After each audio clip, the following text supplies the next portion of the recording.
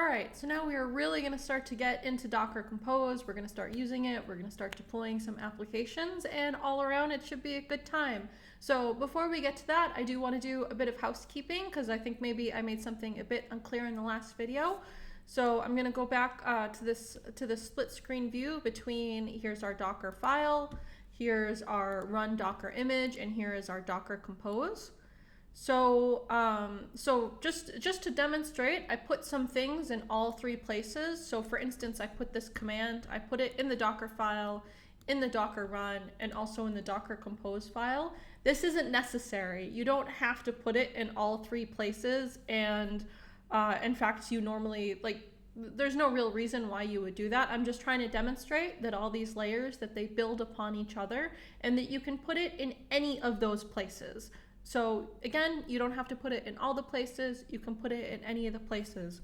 So for instance, I have this Docker file and it has this command bin bash and starting up the Flask application.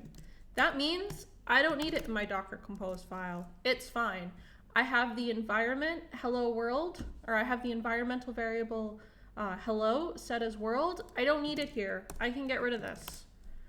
Right, so that's that's that. I don't need it here. I can get rid of it here, and that's fine too.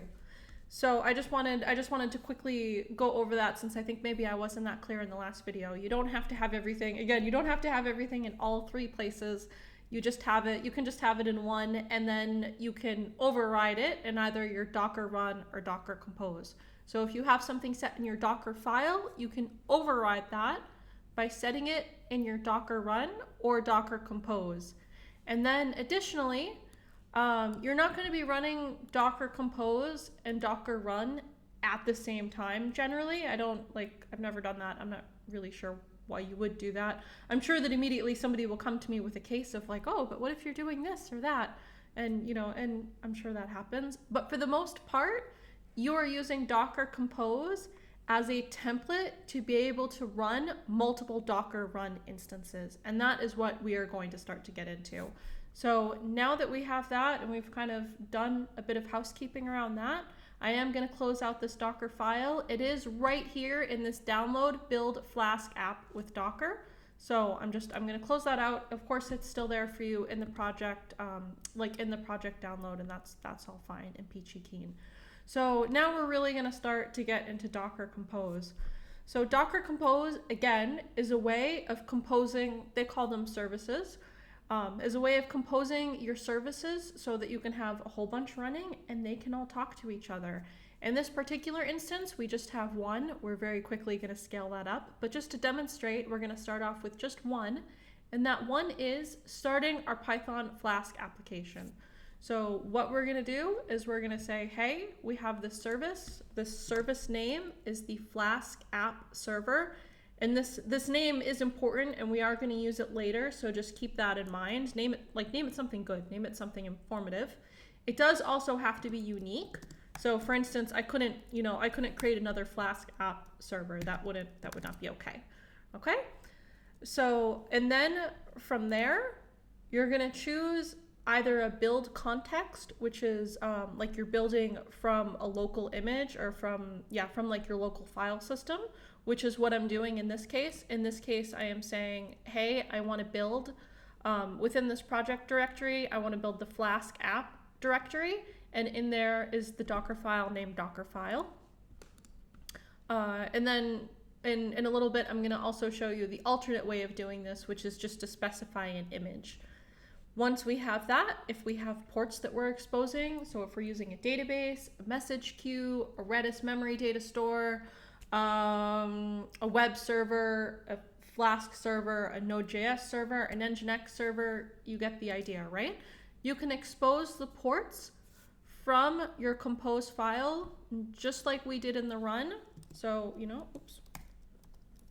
ports here, ports here.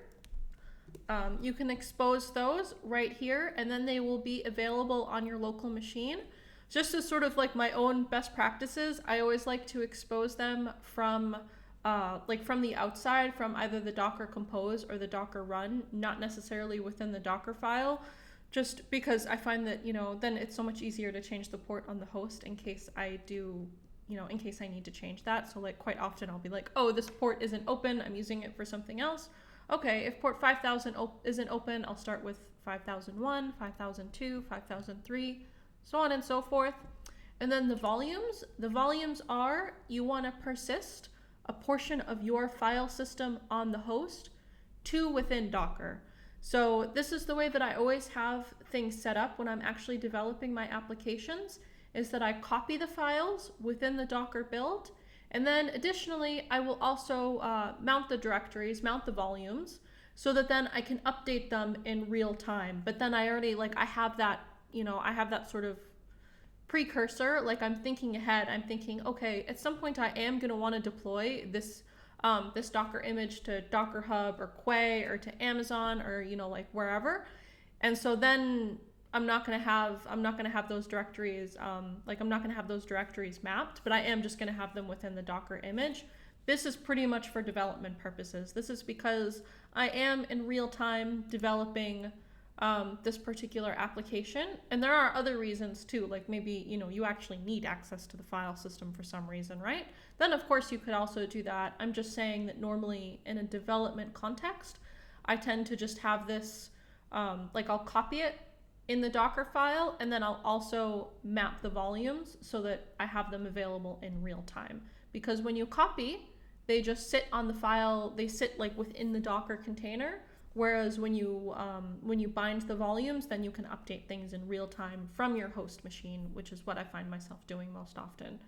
So again, we have our Docker run. You can see it. It looks very much like our Docker compose. I'm going to get rid of that since that was just an example. The only thing that's going to be a little bit different, which I'm going to show you, is actually how the containers get named, but I'm going to show you that in a minute, just in real time. So now that we have that going, we're actually going to start building. So I'm going to run docker compose up. One really handy thing about this is that it builds everything for you. So if this image wasn't built, I built it beforehand for the sake of time, so that you're not sitting here and watching something build. But if this wasn't built, it would build it for you, and that includes, even if you have multiple images in here, it would just build them all for you, which is really, really nice. So you can see Docker compose up, recreating this, recreating that, attaching, it's running our Gunicorn Flask application, and then this current configuration. This is all because I set the debug string in Gunicorn because I like to see it. Yep, and then you can see it's right here. So we're gonna look, nice and quick on 5000, localhost port 5000, and you can see that this brings up status okay. That is because that is what I have it set to in my Flask application. I mean, I'll show it to you. Calling it an app is kind of a strong term here, but I'm going to show it to you anyways. So I actually just have just a really quick Flask application right here. Flask app. And then, and then I just added just a couple of routes. Here's this status okay symbol right here, which is the root, localhost 5000 corresponds to this one, and we get 5000 okay. And then I have a couple of other health checkpoints just so that I can make sure that, that things are actually up and running and that I can kind of give and receive data. So that's it for that. Okay, so you can see, I mean, that's it. We, we started our Flask app server. This corresponds exactly to the Docker run. I think it's quite a bit easier just because it's fewer things to remember, and I love having fewer things to remember. I have the worst memory. Even my kids know it and kind of tease me about it a little bit. So anytime I don't have to remember something, I just immediately go towards the option where I don't have to remember. And this one, as opposed to running Docker run all of these things, especially if you have many Docker containers, you can just do just Docker compose up, and it brings it right on up, it builds it, it does everything for you. So that is always really, really nice. Also, what I'm gonna show you now is the difference between the way that these things are named.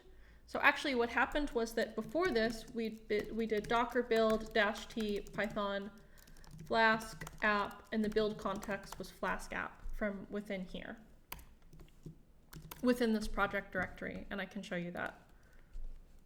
So I was in this directory, and I said docker build -t python Flask App, and the build context is Flask App, and then you can see it builds, and it does as we expected. And then later on, when I wanted to run it, I just ran it, and then this was the name. But now, because we built things with Docker Compose, it actually names everything based upon your services. So if I say Docker Compose images, okay, you can actually see that it names things quite nicely. So it names things based on your project directory. The name of my project directory, or my working directory, is build Flask App Docker, and then underscore Flask App Server. Okay, so then this here, this is the name of your image. It corresponds to your service name. And then, and then the whole thing is, it has this prefix of your build like environment, which is your current project directory. This is really, really handy when you also want to start to deploy your images. So what you can do is you can get your Docker Compose prefix by just getting the base name of your current working directory.